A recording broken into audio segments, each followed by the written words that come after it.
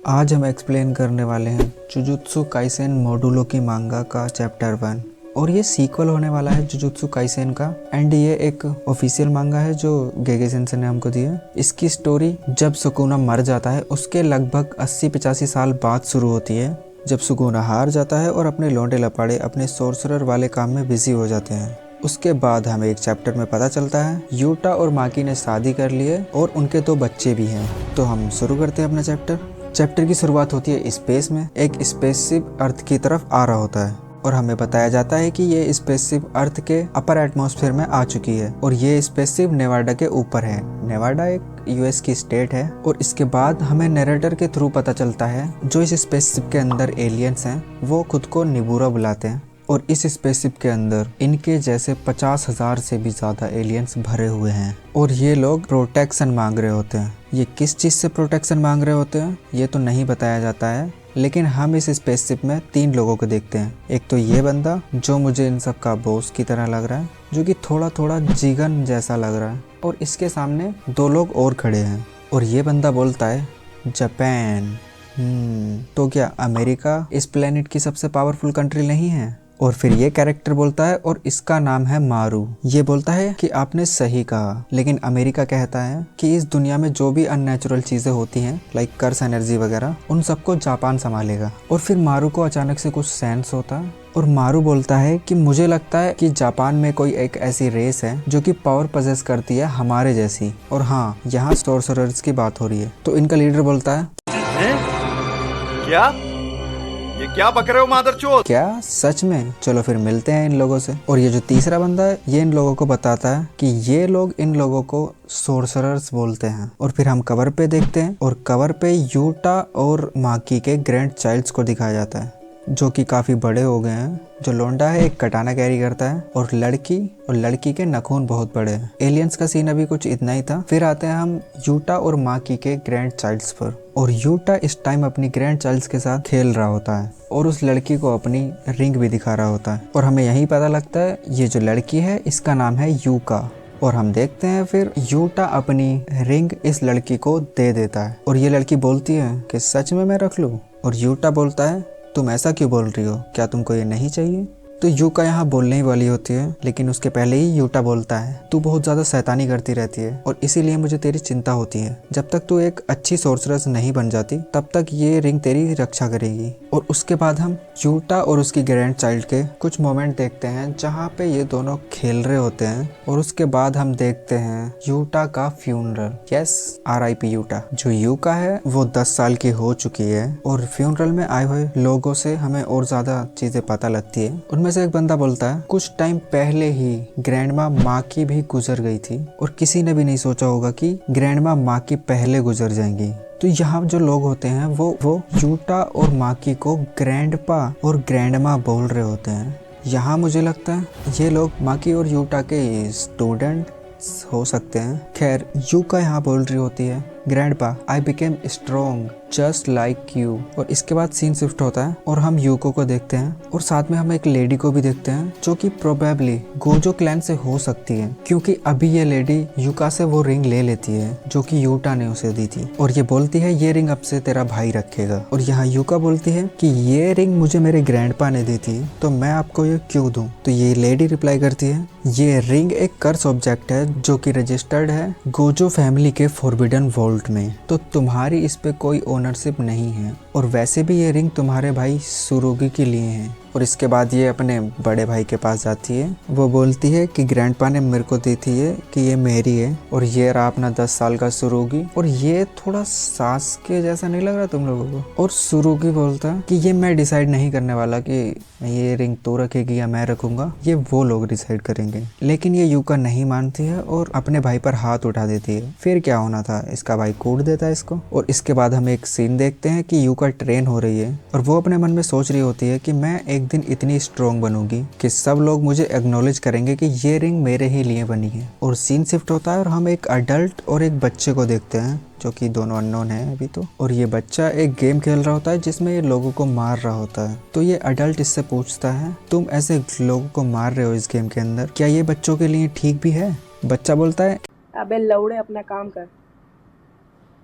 खोपड़ी में कि अरे सब कुछ ठीक है, ये सब नॉर्मल है। और फिर ये अडल्ट बोलता है अगर ये तेरे लिए नॉर्मल है तो अगर ये ही चीज़ तेरे साथ हो तो तेरे को कोई दिक्कत तो नहीं होगी। और हाँ, वो बच्चा भी कंसर्न देता है, हाँ कोई दिक्कत ना होगी। और फिर सीन शिफ्ट होता है और हम 4 लोगों को देखते हैं, यूटा और माकी के ग्रैंड चाइल्ड्स और इस एलियन को। और उनको बता रहा होता है कि कोई है जो कि जापान के लोगों को किडनैप कर रहा होता है और उनको यूज कर रहा होता है एज ए एनर्जी रिसोर्सेस, और मेजरली बच्चे किडनैप हो रहे हैं। और फिर ये बताता है कि इन चीज़ों को पुलिस हैंडल नहीं कर पा रही होती है, तो मोस्ट प्रोबेबली इसके अंदर कर्स एनर्जी यूज हो सकती है। और ये जो बंदा है मेरे को इनका सुपरवाइजर लग रहा है, और ये बताता है मारू का पूरा नाम। और ये क्या अजीब सा नाम है, इसका पूरा नाम है मारूरू वर वरू ये।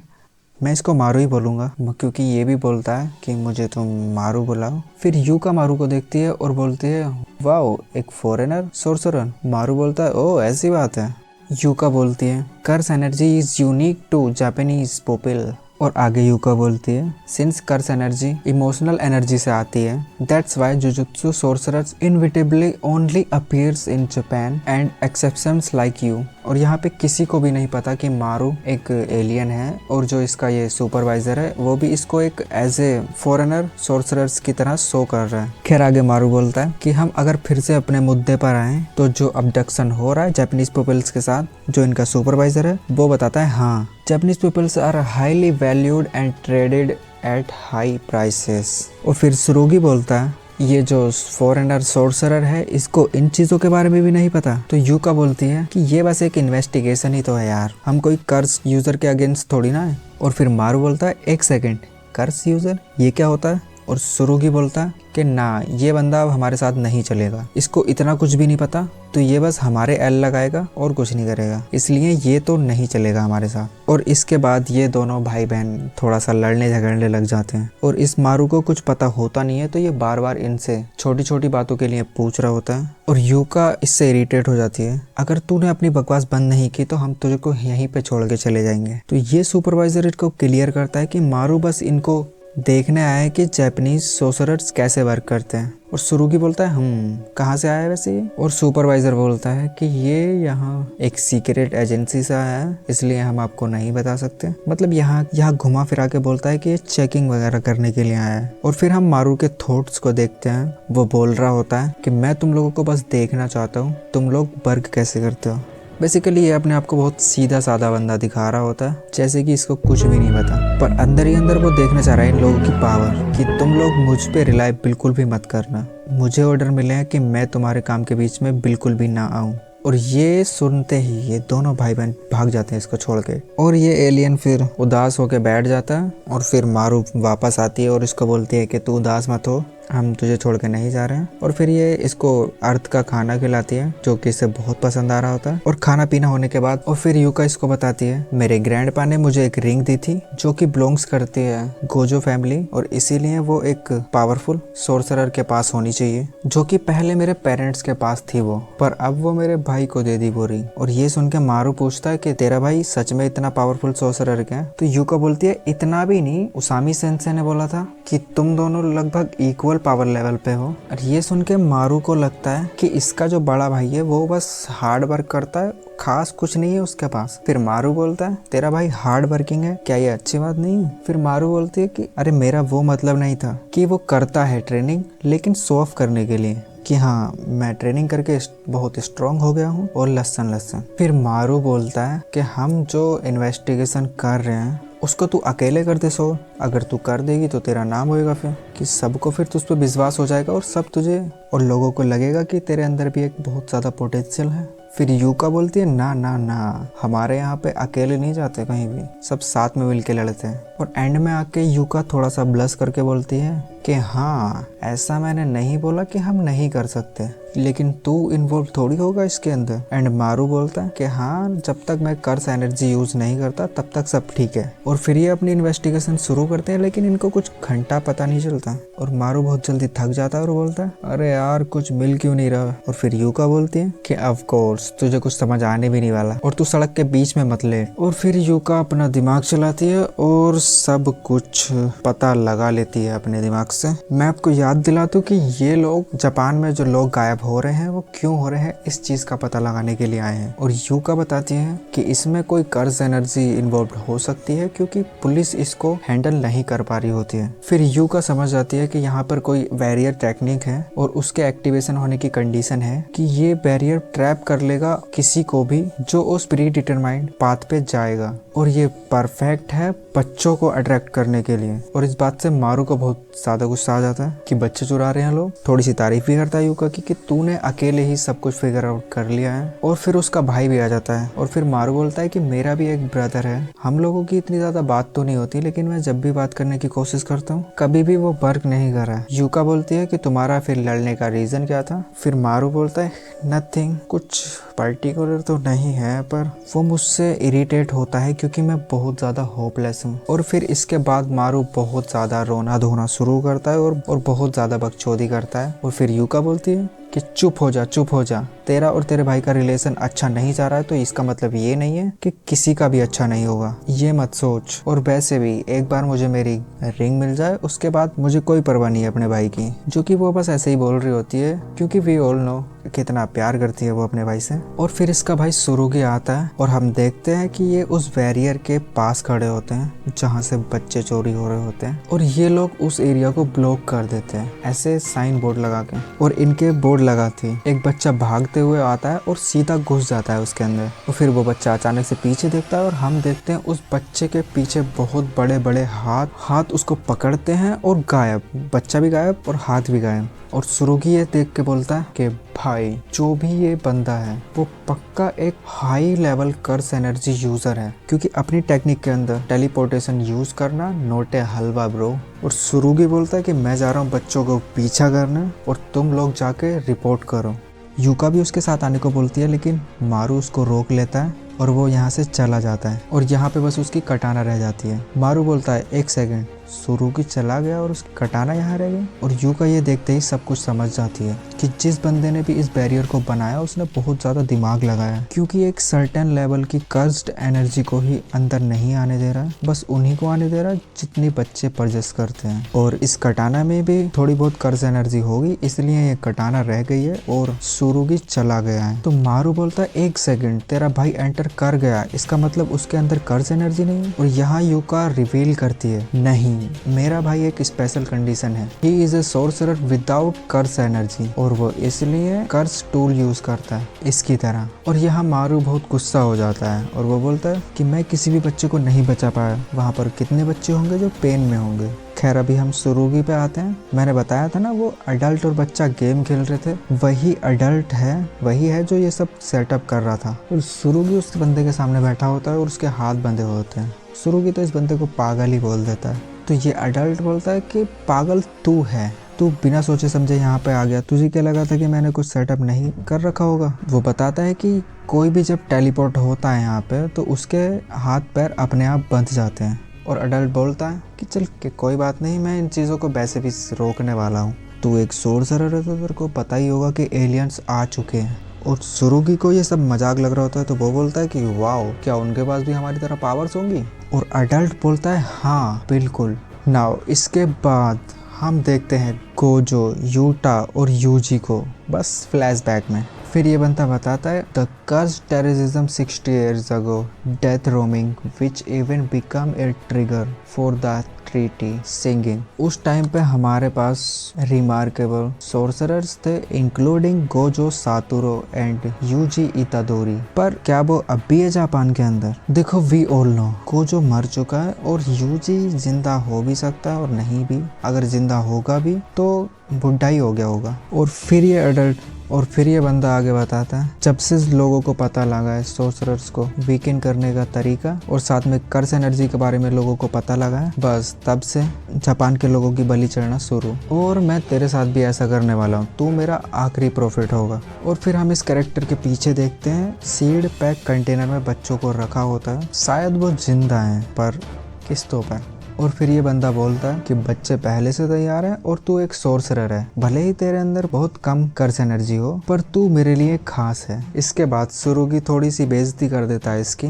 ये बोल देता है वैसे हम दोनों सेम लेवल पे हैं, बिकॉज तेरे अंदर भी उतनी कर्स एनर्जी है जितनी मेरे अंदर है, बहुत थोड़ी सी। और फिर ये अडल्ट सुरुगी को कूटता है बहुत गंदी तरीके से और इस पे लाते ही लाते बजाता है और इसको बताता है कि तू यहाँ पे कितना भी चिल्ला ले तेरे को कोई यहाँ सुनने नहीं वाला। ये अपने सुरुगी को बहुत पीटता है और तभी इस पे कुछ फोर्स अप्लाई होती है और ये देखता है यूका और मारू इधर आ गए हैं। मोस्ट प्रोबेबली यूका ने कोई अटैक यूज करा होगा, बिकॉज मारू कर्स्ड एनर्जी यूज नहीं करने वाला, क्योंकि उसने बोला था कि मैं तुम्हारे लफड़े में नहीं पड़ूंगा भाई।